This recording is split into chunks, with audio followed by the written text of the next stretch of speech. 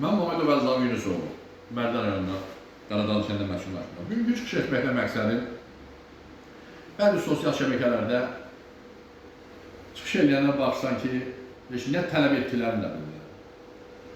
Diqqətinizə çatdırmaq istəyirəm ki, mən Bərdədə çıxış verdim. Qarşı tərəfin trolları Qasım adlısı biri də öz şəxsiyyətinə uyğun danışdı. Öz işidir. Danışsın, yəqin ki, qanun öz sözünü deyəcək. Tərtər rayonuna yeni təyin olan rəis var, Rüfət müəllim. Rüfət müəllim Tərtərə gedəndə görəsən, Tərtərdə balların qabağının acayip vəziyyətinin dəyişilməsinə görə o cəmaatın çoxluğuna minnətdar oldu. Nəinki o görə, bütün yollar bağlanmışdı, piyada yol yox idi, yox dərəcəsində idi.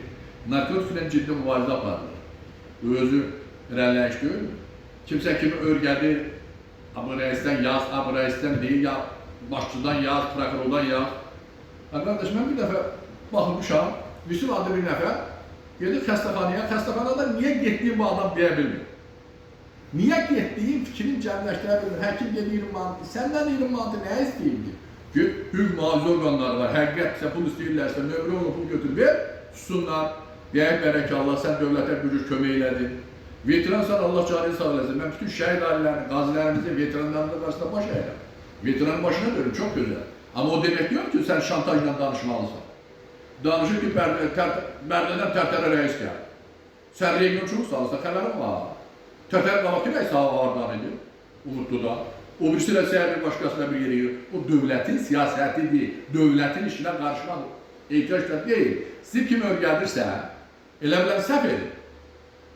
Fikrim varsa, konkreti faktlarla deyil. Həqiqətən də Tərtər səhiyyəsində rüşvət alınırsa, konkreti göstər ki, falan kəs falan yerdə bir belə pul aldı.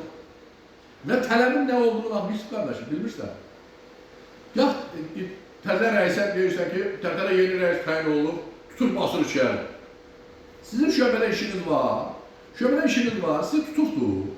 Arkadaş, cinayət əməlini törətmə, tutulma. Sosial şəbəkədə mən yoksanları qaldırmaqda, mən gedərsən yoksan qaldırıb deyə bilmərsən. Dəfələrlə mən Tərtərin səhiyyəsindən də demişəm, prokurorluğundan da demişəm və digərlərini onun kimi. Bərdədən narkomaniya baş alıb gedirdi, Allah Əhməd müəllimin atasına rəhmət eləsin. O gələndən bəri bunun sonuç çıxıdır, Bərdənin 0 dərəcəsindən də narkomaniya. Bunu darmaq nə lazımdır?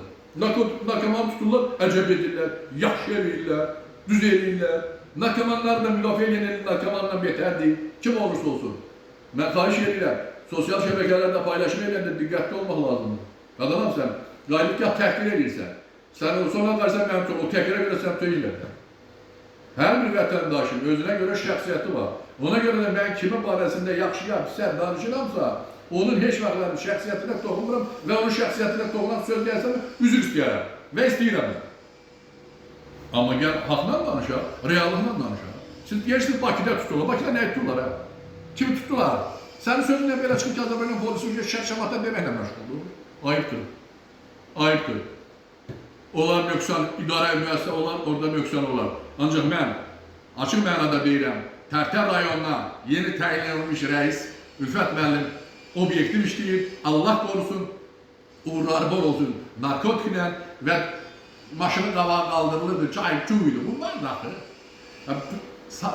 Piyada yoluna keçidlərlə, səkilərlə getmək mümkün deyildir. Tükanlı qabağı çıxırdı, hamısı aynı önü tökürdü ora, məqbul ilə asfaltla gedirsən. Bir Allah'ın olsun, kim olursa olsun danışanda elə danışmaq lazımdır ki, haqq və düzünə. İkinci həqiqətən də qaranlıqdan danışırsansa, işıqdan danış, çək göstər ki, bax bu belədir. Siz deməli, bəzi